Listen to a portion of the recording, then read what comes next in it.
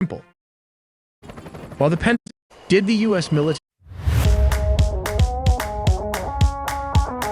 deploy a secret sonic weapon during the raid in Venezuela?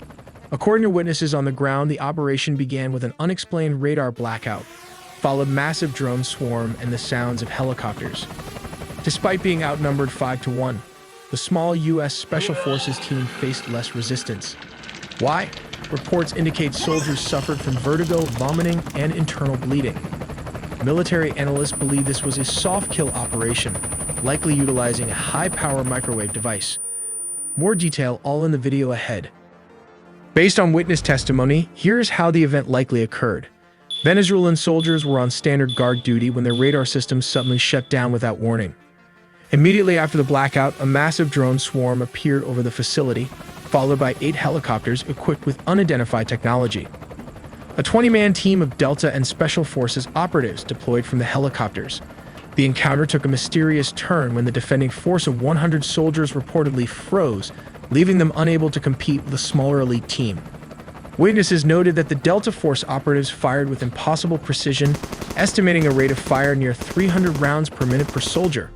It is theorized that Black Hawk helicopters were used to deploy this capability, utilizing disc-shaped radar attachments to launch a directed beam at the opposing troops. They reported internal trauma. They suffered immediate vestibular incapacitation, meaning a total loss of balance and paralysis.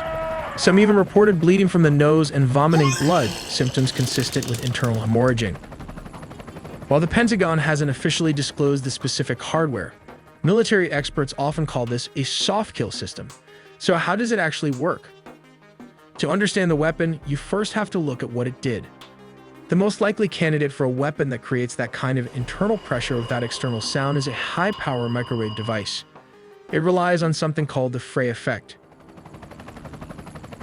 The weapon, probably carried by a Chinook or a Black Hawk helicopter, fires a focused beam of pulsed microwave energy, not sound waves, that passes right through the skull. These beams are absorbed by the water in the brain tissue and the fluid in the inner ear. This energy causes a minuscule rapid heating of the tissue, less than 1 degree Celsius. But that tiny sudden expansion generates a pressure wave inside the skull. The consequence? The target hears a sound, clicks, buzzing, or a roar that originates inside their own head, bypassing the eardrums entirely. If the frequency is tuned to the resonance of the inner ear, it violently disrupts the body's balance, causing immediate vertigo. At higher power levels, that rapid tissue expansion can rupture capillaries, leading to the reported nosebleeds and internal trauma. There is another possibility, a weaponized infrasonic pulse emitter. Instead of a continuous beam, this device would fire high-intensity slugs of low-frequency air pressure below 20 Hz. These waves travel through the body and match the resonant frequency of internal organs like the stomach or lungs. High-intensity infrasound can actually cause cavitation, the formation of bubbles in bodily fluids.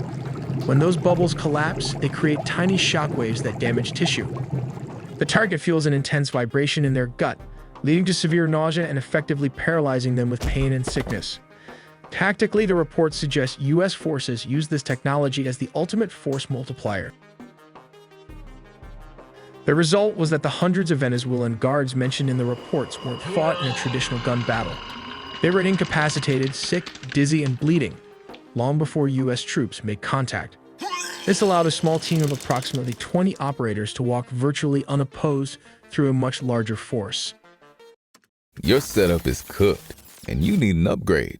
With Credit Spark from Intuit Credit Karma, your phone bills and utility payments can now help you build up your credit score and get the financing you need to get back in the game.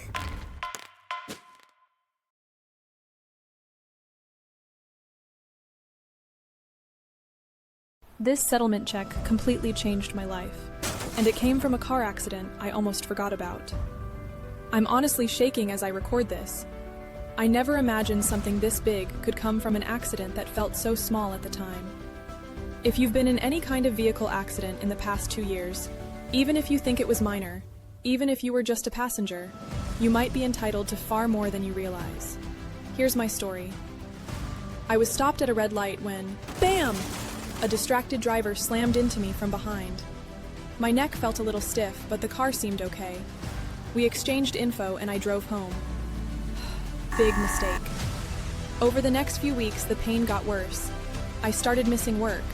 My car developed issues I hadn't noticed right away. The insurance company tossed me a tiny offer and basically said, take it or leave it. I almost did. Then my sister's boyfriend Marcus told me about something called free case evals. He said, dude, just answer 4 questions. What's the worst that could happen? At first, I thought he was exaggerating, but he had used the exact same tool after his own accident and told me it changed everything for him. So I clicked the link, answered 4 simple questions, and in less than 30 seconds, it told me I might actually qualify for a real settlement. I figured, yeah, right. But I had nothing to lose. A couple of months later, I was holding a settlement check that was dozens of times higher than what insurance first offered me. And here's where it gets crazy. I shared this tool with 5 people I know who'd been in accidents. My coworker Diana, just a passenger in an Uber, thought she had no case. She ended up with a life-changing settlement. My neighbor Kevin thought his accident from over a year ago was too late. It wasn't. My cousin Ashley, a bike accident with a car door. My buddy Ryan swore it was too minor to matter. He was wrong. Even my mom's friend Janet, she's in her late 60s, barely uses technology, but with some help she filed and was shocked at the result. 5 people, 5 different situations, and all of them discovered they were entitled to way more than they thought. Here's what nobody tells you. Insurance companies have one job: to pay you as little as possible. They count on you not knowing your rights. But this tool changes everything. You don't need to understand law. You don't need to hunt for some random attorney. You just click the link below this video, answer 4 basic questions, and it instantly checks if your case qualifies. If you do, they connect you with a specialist who handles everything. No upfront fees, no court dates, no fighting insurance companies yourself. A year ago, I would have accepted that tiny insurance payout and considered myself lucky. But knowledge is power. Diana was just a passenger. Kevin thought his case was expired. Ryan thought his was too minor. Even Janet, who can barely send a text, discovered what was possible. The craziest part? Most accident victims leave massive amounts of money behind, simply because they don't know a tool like this exists. Insurance companies love when you stay in the dark. But you're watching this video right now, which means you don't have to. Whether you were driving, riding as a passenger, walking, cycling, or even in an Uber, if someone else caused your accident in the past 2 years, you deserve to know what you may actually be entitled to. Don't make the same mistake I almost made. Don't let insurance companies dictate what your pain is worth. Click the link below, answer 4 simple questions, and see if your accident qualifies. If you do, the free case evals team does the heavy lifting for you.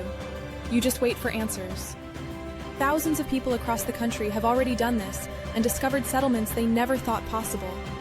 Imagine the relief of finally covering bills, paying down debt, or getting back on your feet after such a stressful experience. But you'll never know unless you check. The clock is ticking. Don't wait until it's too late. Click the link now and discover what your case might really be worth. Free case evals. 30 seconds. 4 questions. Start today.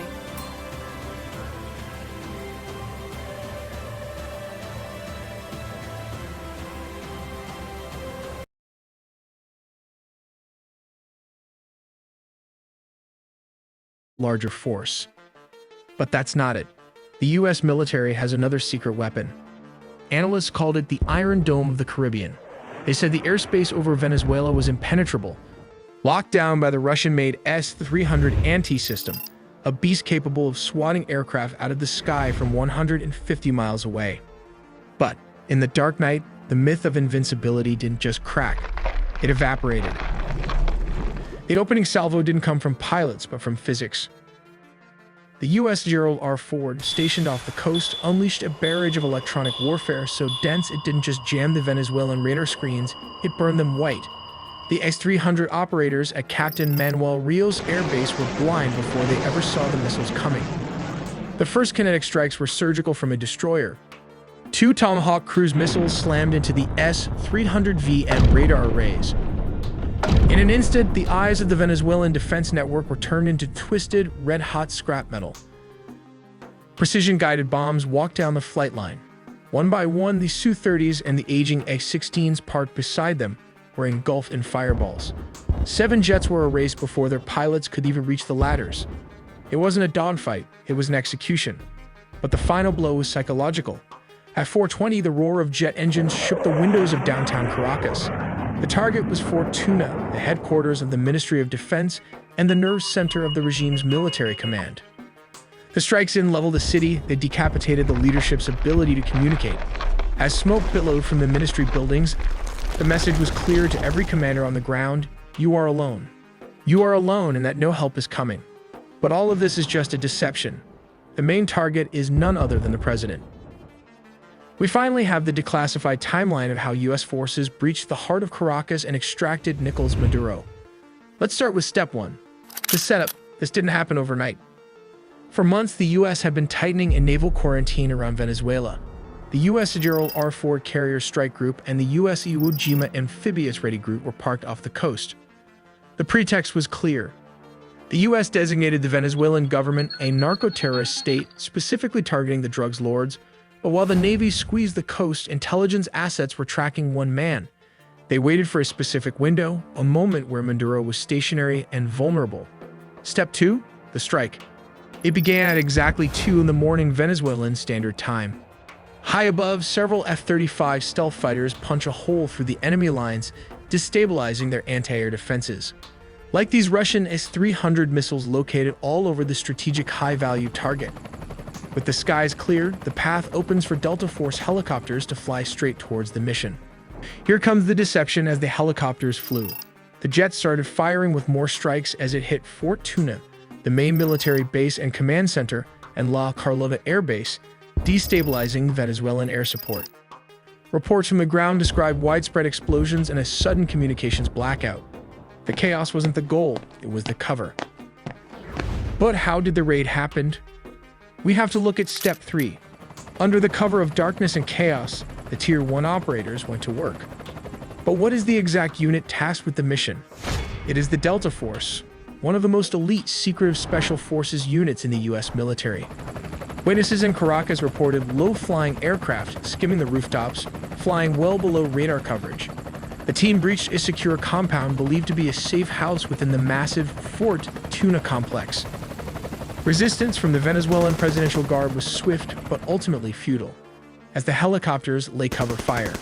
The operators moved with surgical speed, landing on multiple points.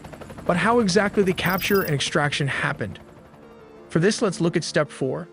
Specialized helicopters hovered over the objective to insert the assault team. While dozens of attack helicopters laid down suppression fire, the Delta Special Forces descended and started the search for the high-value targets. How did they find him? Simple. The CIA had planted spy inside Nicolás Maduro close circle.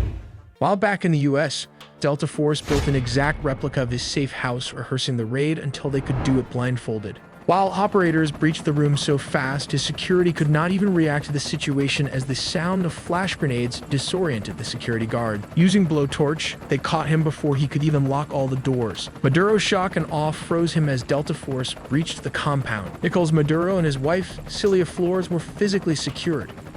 This wasn't a negotiation. They were detained and immediately moved to the extraction point. These aircraft are capable of performing urban extractions from buildings and refueling in midair.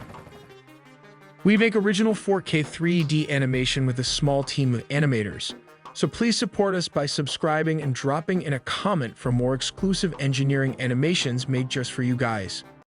Interested in GLP-1s for weight loss, but worried about high costs and hidden markups? GoodRx now offers monthly GLP-1 subscriptions. Always know what you'll pay upfront. No surprise prices, no hidden fees. And for a limited time, Wegovy for only $1.99 a month for your first 2 fills, plus the cost of your subscription. Get started today.